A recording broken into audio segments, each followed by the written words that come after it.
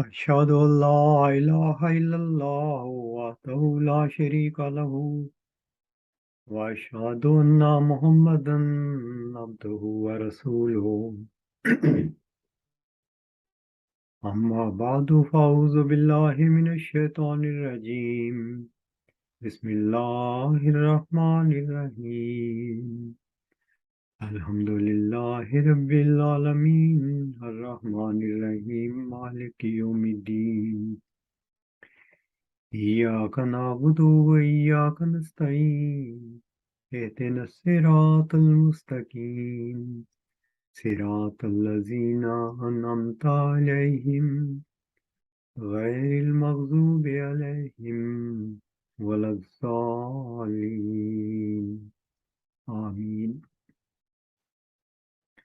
گزشتہ جمعہ میں نے حضرت عبدالغفار جمبا صاحب کا وہ خط پڑھا تھا اور اس پر تبصرہ کیا تھا، جس کا مختصر خلاصہ میں دہراتا ہوں، کیونکہ اس کے بعد جو جواب مرزا طاہر احمد صاحب کی جانب سے آیا تھا، آج اس پر کچھ تبصرہ کروں گا۔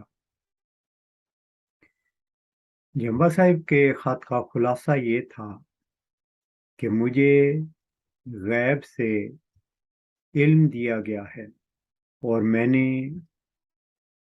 اس چیز کو پرکھا ہے کہ مجھے تائید الہی حاصل ہے، میں روح القدس کی تائید سے کھڑا ہوا ہوں، اور میرے اس بیان کی تائید میں قرآن، احادیث، الہامات حضرت اقدس مرزا غلام احمد قادیانی علیہ السلام اور ان کا کلام موجود ہے جو میری بات کی تصدیق کرتا ہے، اور نیز یہ کہ خود مرزا طاہر احمد صاحب کا کلام، خصوصاً منظوم کلام، وہ بھی میری صداقت کی دلیل ہے۔ یہ بات نہایت عاجزانہ رنگ میں، نیک نیتی اور اس نیک گمان کے ساتھ پیش کی گئی تھی کہ جماعت کے سربراہ جو حضرت مسیح موعود علیہ السلام کے جانشین ہونے کا دعویٰ رکھتے ہیں، وہ انصاف سے کام لیں گے اور تقوی سے کام لیں گے، لیکن ابھی ہم دیکھیں گے کہ انہوں نے کیا کیا۔ جیسا کہ بتایا گیا ہے کہ یہ خط 2 اپریل 1993 کو لکھا گیا تھا، اور اس خط کے ساتھ ایک مسودہ تھا جس کے 2 حصے تھے۔ پہلا حصہ غلام مسیح الزمان کے بارے میں تھا کہ جو پیش گوئیاں اللہ تعالیٰ نے حضرت مرزا غلام احمد قادیانی علیہ السلام پر کی تھیں، وہ پیش گوئیاں ایک ایسے وجود کے بارے میں تھیں جو حضرت مرزا صاحب علیہ السلام کا جسمانی بیٹا ہے ہی نہیں، اس کی پیدائش ہونی ہی 6-7 نومبر 1907 کے بعد میں ہے۔ اور دوسرا حصہ اس چیز پر مشتمل تھا کہ جس وجود کی نشانی بتائی گئی ہے کأن اللہ نزل من السماء، اس کو اللہ نے اپنی ہستی کا علمی ادراک دیا ہے، اور یہ آپ نے یعنی جمبا صاحب نے ایک مسودہ کی شکل میں، جسے ورچو از گاڈ کہا جاتا ہے، یہ مسودات مرزا طاہر احمد صاحب کے سامنے رکھے تھے، اور مرزا طاہر احمد صاحب نے یقیناً اس کا مطالعہ کیا تھا۔ انہوں نے جو سب سے پہلا سٹیپ لیا وہ یہ تھا کہ عطا اللہ کلیم صاحب کو جمبا صاحب کی جانب بھیجا۔ ان دونوں احباب کی ملاقات ہوئی، الگ کمرے میں ہوئی، اور اس میں عطا اللہ کلیم صاحب نے بقول جمبا صاحب کے بڑے اچھے انداز میں گفتگو کی، اور وہی مسودات جمبا صاحب کے سامنے انہوں نے رکھے، اور یہ کہا کہ اگر یہ بات جو اس میں بیان ہے یہ درست ہے تو جماعت میں بہت فساد برپا ہو جائے گا، اس سے تو مسلم موت کی پیشگوئی مترشح ہوتی ہے۔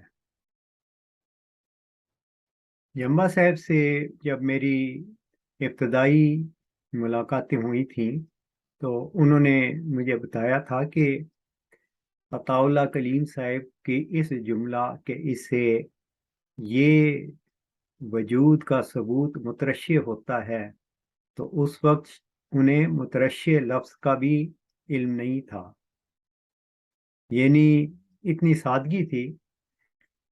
بہرحال اس کا مقصد یہی تھا کہ یعنی عطا اللہ کلیم صاحب کے اس بات کا مقصد یہ تھا کہ یہ تو واضح طور پر آپ کی جانب سے ذکی غلام مسلم موعود ہونے کا دعویٰ ہے، اور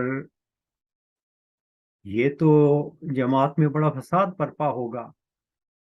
جمبا صاحب نے مجھے بتایا کہ اس وقت میں نے ان سے انہیں جواب دینے کے لیے اجازت چاہی یا ہاتھ کھڑا کیا، تو انہوں نے اس بات کی اجازت نہیں دی، بس انہوں نے اپنا موقف مجھے بتانا تھا وہ بتا گئے۔ یہ بات مرزا طاہر احمد صاحب کو لازماً انہوں نے بتائی ہوگی عطا اللہ کلیم صاحب سے، یہ میرا غالب گمان ہے۔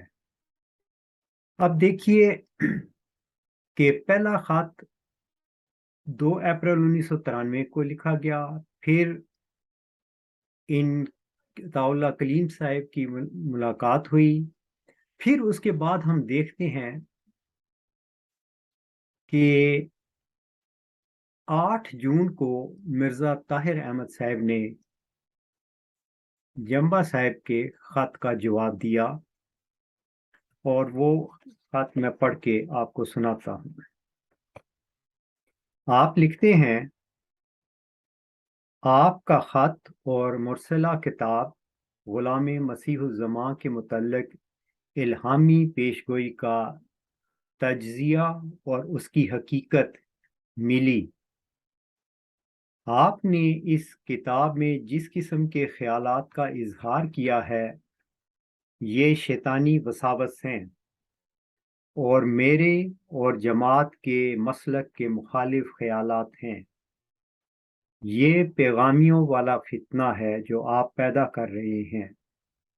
نظام جماعت کے اندر رہتے ہوئے ہرگز آپ کو اس قسم کے خیالات پھیلانے کی اجازت نہیں دی جا سکتی جو حضرت مسیح موعود علیہ السلام اور آپ کے خلفاء اور جماعت کے مسلک کے صریح مخالف ہیں۔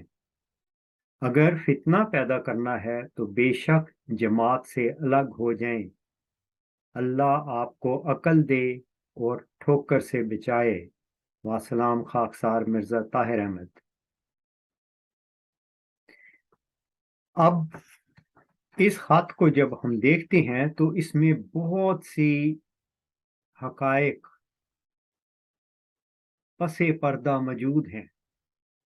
پہلا یہ اقرار موجود ہے کہ آپ کے دونوں مسودات مجھے مل گئے ہیں، اور یہ وہی مسودات ہیں جو عطا اللہ کلیم کے ہاتھ بھیجے گئے تھے۔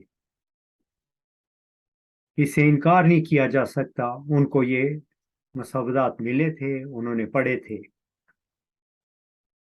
کیونکہ جب یہ کہتے ہیں کہ اس کتاب میں آپ نے جس قسم کے خیالات کا اظہار کیا ہے، یعنی وہ ان خیالات کو ان تحریرات کو پڑھ چکے تھے۔ اچھا، کیونکہ یہ میں باتیں اس لیے بتا رہا ہوں کہ بعد میں آ کر ان کے بیانات دیکھیں تو ایک بے نیازی ان کی نظر آتی ہے۔ شاید جرمنی میں ایک شخص ہے، گویا مطلب ان کو پتہ ہی کوئی نہیں، بہت معمولی سا پتہ ہے، پوری طرح ہر چیز انہیں پتہ تھی۔ تو اس لیے اس چیز پہ زور دیا جا رہا ہے۔ اب یہاں پر چند اہم باتیں ہیں جن پر تبصرہ آج کا خطبہ جمعہ کا مقصد ہے۔ مرزا طاہر احمد صاحب نے 3 الزامات لگائے۔ پہلا الزام یہ لگایا کہ یہ شیطانی وساوس ہیں، یعنی وہ جو مسودات آپ کو مل چکے ہیں مرزا طاہر احمد صاحب کو، ان کی نسبت پڑھنے کے بعد وہ یہ فیصلہ دے رہے ہیں کہ یہ شیطانی وساوس ہیں۔ نمبر 2، میرے اور جماعت کے مسلک کے مخالف خیالات ہیں۔ نمبر 3 الزام لگا رہے ہیں کہ یہ پیغامیوں والا فتنہ ہے۔ میں آج کوشش کروں گا کہ ان تینوں الزامات پر تبصرہ کروں، اور اگر یہ مکمل نہ کر سکا تو پھر ایک یا 2 الزام جس پہ آج بات کروں گا، اس کے بعد باقی الزامات کے اوپر تبصرہ بعد میں اگلے خطبہ جمعہ میں اگر توفیق ملی تو کیا جائے گا۔ مختصر تبصرہ یہ ہے کہ یہ شیطانی وساوس ہیں۔ پوری جماعت احمدیہ کے سامنے الغلام.com پر یہ مسودہ موجود ہے۔ کھلا چیلنج ہے کہ جماعت کا کوئی بھی صاحب علم شخص اس مسودے کو پڑھے اور دکھائے کہ اس میں کیا چیز ہے جو شیطانی وسوسہ ہے۔ میں نے بھی اس کتاب کو پڑھا ہے، بہت مدلل کتاب ہے، آپ بھی پڑھیں اور پھر دکھائیں کہ اس میں کون سا شیطانی وسوسہ ہے۔ محض مرزا طاہر احمد صاحب کا یہ الزام لگا دینا کہ یہ شیطانی وساوس ہیں، یہ ایک جھوٹ ہے جو وہ بول رہے ہیں، یہ ایک الزام ہے جو وہ لگا رہے ہیں جس کا کوئی ثبوت انہوں نے نہیں دیا۔ یا تو وہ یہ کہتے کہ یہ شیطانی وساوس ہیں اس وجہ سے کہ جمبا صاحب نے یہ باتیں لکھی ہیں، دلیل کے طور پر ان باتوں کو پیش کیا جاتا، لیکن کیسے وہ پیش کر سکتے تھے؟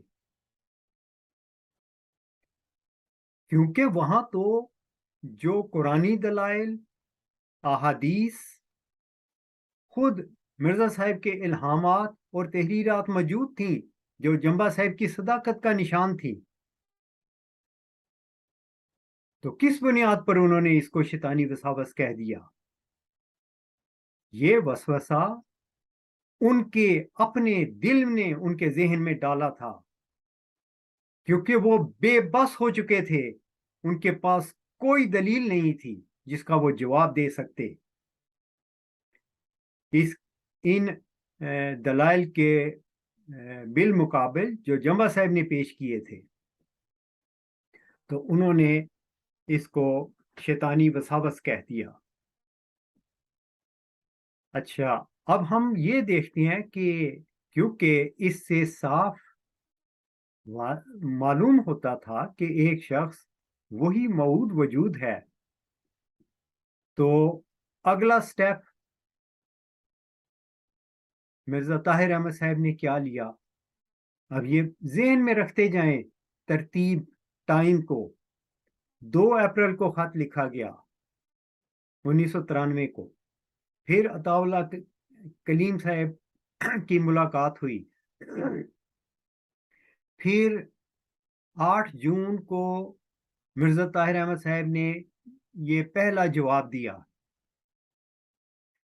پھر اگست میں یعنی 2 مہینے کے بعد خطبہ جمعہ بڑی دھواں دار جلالی تقریر کی.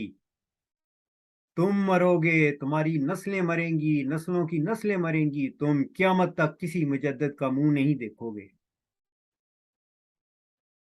یہ اس وجہ سے انہوں نے اس موقع پہ کہا کیونکہ ان کو یہ خطرے لاحق ہو چکے ہوئے تھے کہ ایک شخص نے مجدد ہونے کا دعویٰ کیا ہوا ہے. اب اس کو انہوں نے اس کے خلاف ایک پروپیگنڈا کرنا تھا تاکہ جماعت کو اصل حقیقت سے دور رکھا جائے اور اس نام نہاد خلافت کے پیچھے ہی رکھا جائے اور اصل حقیقت عوام کے سامنے نہ آئے. یہ سارا ان کا پلان تھا جو صاف ظاہر ہوتا ہے ان باتوں سے. پھر ہم یہ دیکھتے ہیں کہ انہوں نے 1993 میں ہی بیتوں کا عالمی بیت کا پروگرام شروع کر دیا. گویا جوک در جوک میری خلافت کی تائید میں لوگ شامل ہو رہے ہیں اور ہم دنیا میں پھیلتے جا رہے ہیں، یہ سچوں کی نشانیاں ہیں. یہ سب سٹیج ڈرامہ کیا گیا تھا جس کی کوئی حقیقت نہیں ہے. 16 کروڑ بیعتیں انہوں نے کی تھیں، آدھی سے زیادہ پاکستان میں. ان کے اخبار الفضل میں یہ تحریرات موجود ہیں. سب سفید جھوٹ ہے. اور بعد میں انہوں نے یہ بھی کہا کہ میرے علم کے مطابق جرمنی میں ایک شخص ہے جس کی دماغ میں فطور ہے، وہ اپنے آپ کو اس زمانے کا مسلح سمجھتا ہے. یہ دیکھیں کہ یہ شیطانی وساوس، دماغ میں فطور ہونا، یہ الزامات ماضی میں کون لگاتا رہا ہے؟ جب بھی خدا تعالیٰ نے کسی شخص کو وحی و الہام سے کھڑا کیا تو ہمیشہ مخالف قوم کے سردار ہی ایسی باتیں کرتے رہے ہیں. میں اس کی چند مثالیں آپ کے سامنے رکھتا ہوں. قرآن کریم میں سورت صفات میں آتا ہے انہم کانو اذا قیل لہم لا الہ الا اللہ یستکبرون ویقولون اِنَّا لَتَارِکُو آلِہَتِنَا لِشَاعِرٍ مَجْنُونٍ بل جاء بالحق وصدق المرسلین. یہاں پر دیکھیں تو آج بھی یہی معاملہ ہے. وہ کہتے ہیں جب ان سے کہا گیا کہ لا الہ الا اللہ یستکبرون تو وہ تکبر کرنا شروع کر دیتے ہیں. یہاں جمبا صاحب نے کیا کہا تھا؟ Virtue is God. اس خدا کی علمی دلیل پیش کی تھی، اللہ کی طرف بلایا تھا. تو کس طرح تکبر سے کام لیا گیا کہ یہ تو شیطانی وسوسہ ہے. کوئی ثابت تو کرے کہاں سے شیطانی وسوسہ ہے. منہ سے کہہ دینے سے کیا ہو جاتا ہے؟ دلائل سے بات ہوتی ہے جو آپ پیش نہیں کر سکتے. اور آج بھی کوئی بھی جماعت احمدیہ خلافتی نظام کا عالم شخص، نام نہاد عالم، کوئی دلیل لا سکتا ہے. پھر قرآن کی آیت آگے کہتی ہے اور وہ کہتے ہیں کہ کیا ہم ایک مجنون شاعر کی خاطر اپنے معبودوں کو چھوڑ دیں.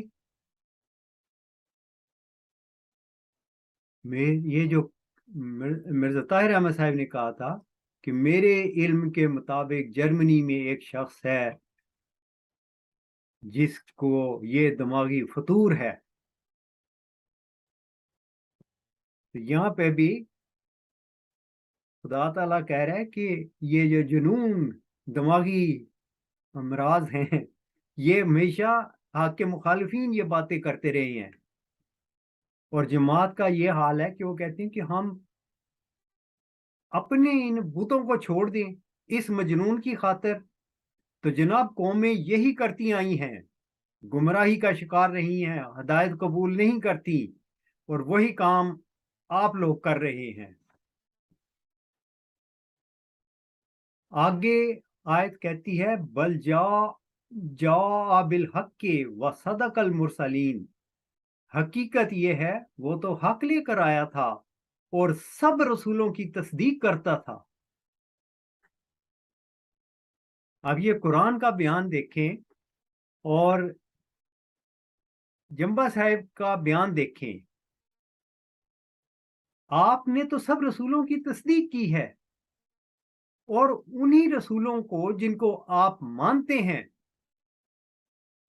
ان کی گواہیاں، ان کے الہامات، ان کی احادیث، ان کی تحریرات پیش کی ہیں.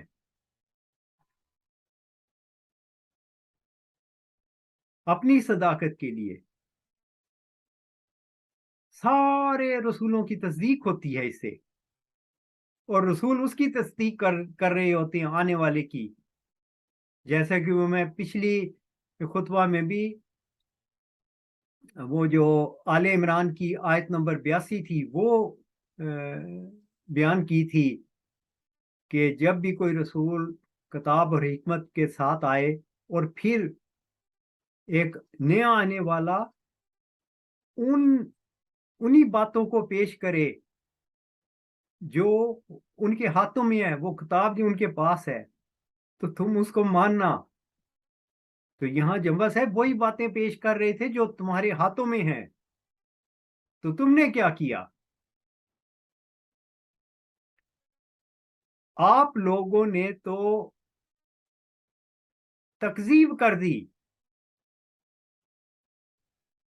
رسول کریم صلی اللہ علیہ وسلم نے فرمایا تھا کہ ہر صدی کے سر پر مجدد آئے گا. آپ نے تو اس کا انکار کر دیا. جمبا صاحب تو اسی پیش گوئی کے عین مطابق آئے تھے، آپ اس کا انکار کر رہے ہیں. تو قرآن کی یہ آیت بالکل صاف بتاتی ہے کہ یہ ایک مجنون شخص ہے. اس مجنون کی خاطر ہم اپنے کاروبار چھوڑ دیں؟ اللہ کہتا ہے کہ وہ تو حق کے ساتھ آیا ہے آنے والا، اور سب رسولوں کا کلام اس کی تصدیق کرتا ہے. تو کوئی کھلا چیلنج ہے، کوئی آئے دلائل سے بات کرے کہ کیا یہ بات درست ہے یا نہیں ہے. پھر میں اسی بات پر جو یہ شیطانی وساوس ہیں اور اس کے دماغ میں فطور ہے، یہ باتیں مخالفین کرتے ہیں، حق کے مخالفین. قرآن شریف میں سورۃ دخان میں آتا ہے ثم تولوا عنہ وقالوا معلم مجنون، اور پھر انہوں نے اس سے اعراض کیا اور کہا کہ یہ تو ایک سکھایا گیا مجنون شخص ہے، اس کے دماغ میں فطور ہے. یہ کون کہتا ہے؟ قرآن کا تجزیہ کر کے دیکھیں. حق کے مخالفین جن کو اپنی گدیوں کی فکر پڑ جاتی ہے، جن کے دھندے، آمد کے دھندے جو ہیں، طریقہ کار، وہ خطرے میں پڑ جاتی ہیں، تو پھر وہ دوسروں پر الزام لگا دیتی ہیں کہ اس کے دماغ میں فطور ہے۔ پھر اسی طرح ہم دیکھتے ہیں کہ حضرت موسیٰ علیہ السلام کے واقعے میں بھی جب آپ خدا کا پیغام لے کر فرعون کے پاس گئے تو اس وقت فرعون نے کیا کہا؟ قرآن شریف بتاتا ہے وَفِي مُوسَىٰ إِذْ أَرْسَلْنَاهُ إِلَىٰ فِرْعَوْنَ بِسُلْطَانٍ مُّبِينٍ فَتَوَلَّىٰ بِرُكْنِهِ وَقَالَ سَاحِرٌ أَوْ مَجْنُونٌ۔ اور موسیٰ کے واقعے میں بھی جب ہم نے اس کو فرعون کی طرف بھیجا بے سلطان مبین، بڑی کھلی کھلی دلائل کے ساتھ،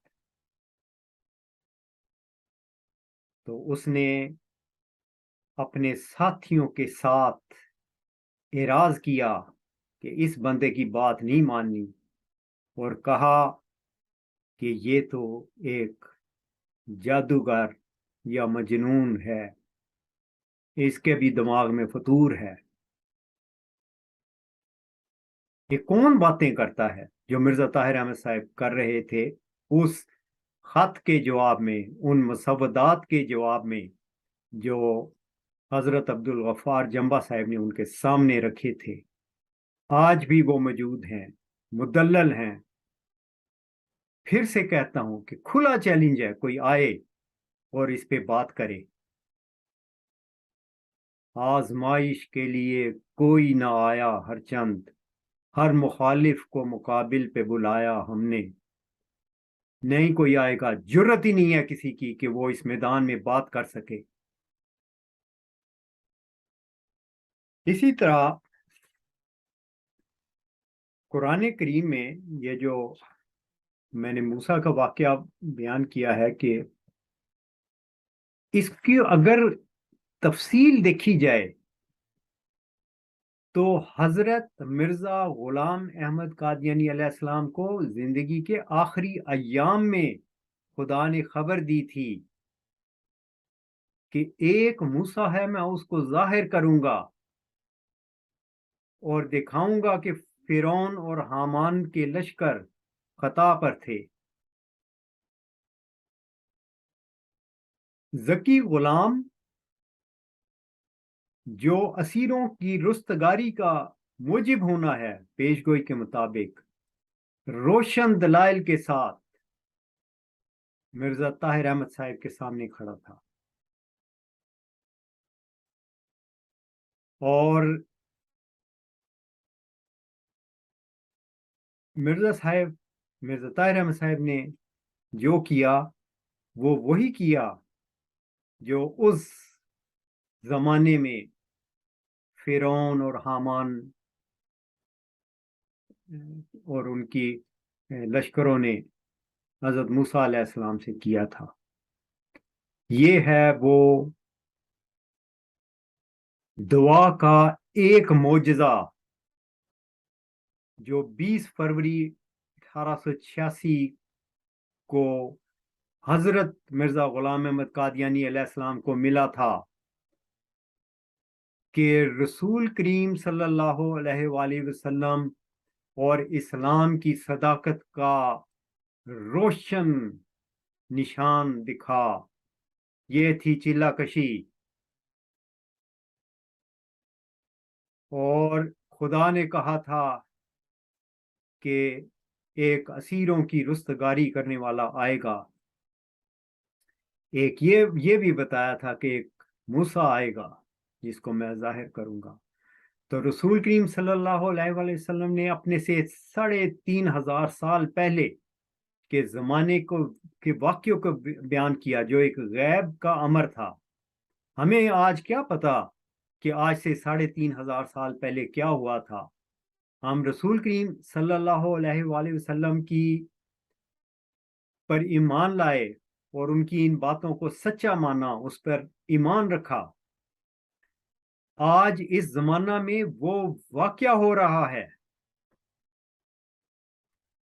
یہ واقعہ مثل للآخرین کے تحت بھی ہو رہا ہے، جو قرآن شریف میں سورہ زخرف میں آتا ہے. تو یہ ایک عظیم الشان پیش گوئی ہے، رسول کریم صلی اللہ علیہ وسلم کی صداقت کا عظیم الشان نشان ہے کہ جو واقعہ ماضی بعید میں ہو چکا تھا وہ آج ہو رہا ہے، حال میں ہمارے سامنے ہوا ہے اور ابھی وہ جاری ہے.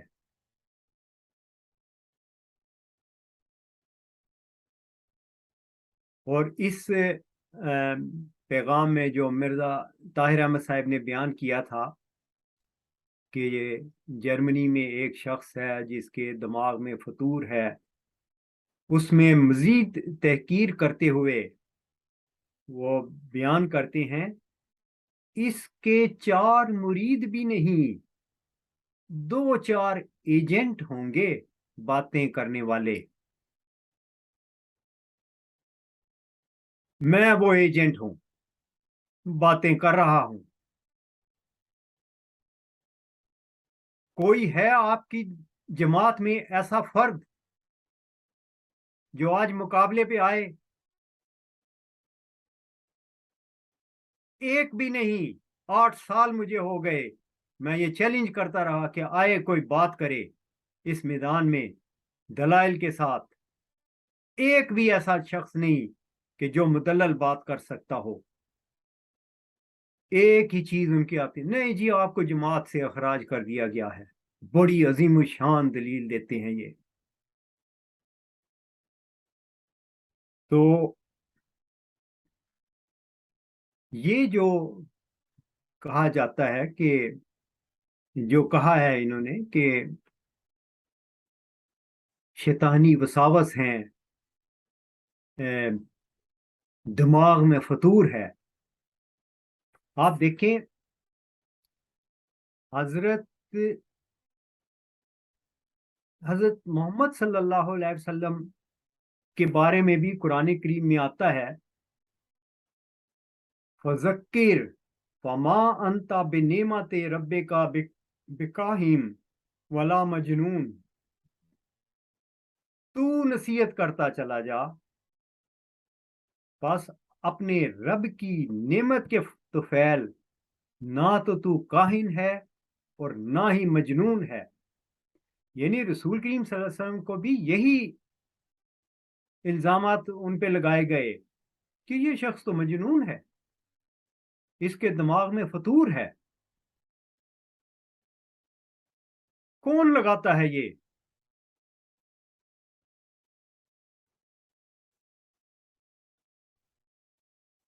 پھر دیکھیے قرآن شریف میں آتا ہے قذبت قبلہم قوم نوح فقذبوا عبدنا وقالوا مجنون. اس سے پہلے نوح کی قوم نے بھی جھٹلایا تھا اور انہوں نے ہمارے بندے کی تکذیب کی تھی اور کہا تھا کہ یہ مجنون ہے، اس کے دماغ میں فطور ہے، یہ اپنے آپ کو مسلح سمجھتا ہے. یہ کون لوگ تھے کہنے والے؟ پورا قرآن گواہ ہے کہ یہ ہمیشہ حق کے مخالف لوگ تھے. یہی بات مرزا طاہر احمد صاحب کر رہی ہیں. ان کو ان کی بات میں وزن ہوتا جب وہ کوئی دلیل دیتے. انہوں نے کوئی دلیل نہیں دی، انہوں نے محض اپنی طاقت کا استعمال کیا، اپنی گدی پر بیٹھ کے ناجائز غیر منصفانہ باتیں کی. آج بھی کوئی اگر یہ سمجھتا ہے کہ یہ جو باتیں میں کر رہا ہوں یہ غلط ہیں تو دلائل سے بات کریں. وہ مسودات آج بھی موجود ہیں. الغلام.com پہ جائیں، ان مسودات کو پڑھیں، سمجھیں، اس کے بعد آئیں کہ ہاں بھئی یہ ہیں اس میں شیطانی وساوس، تو ہم دیکھیں گے کہ آپ کتنے پانی میں ہیں. محض باتیں کرنا یہ कौन सी अक्लमंदों और मुनसिफ मिजाज लोगों की बात है। तो आज का मजमून मैं इस वक्त यहीं पर ख़त्म करता हूँ, और बाकी दो बातें जो मिर्ज़ा ताहिर अहमद साहब ने अपने ख़त में लिखी थी कि ये ख्यालात जमात के मसलक के मुखालिफ हैं, और तीसरी कि ये पैगामियों वाला फितना है। तो मजमून की तवालत की वजह से इसको उससे बचने के लिए इंशाल्लाह ताला अगर तौफीक मिली तो अगले खुतबा जुमा में उन पर कुछ तबसरा करूँगा। वाखिर दवाना अनिल हम्दुलिल्लाहि रब्बिल आलमीन।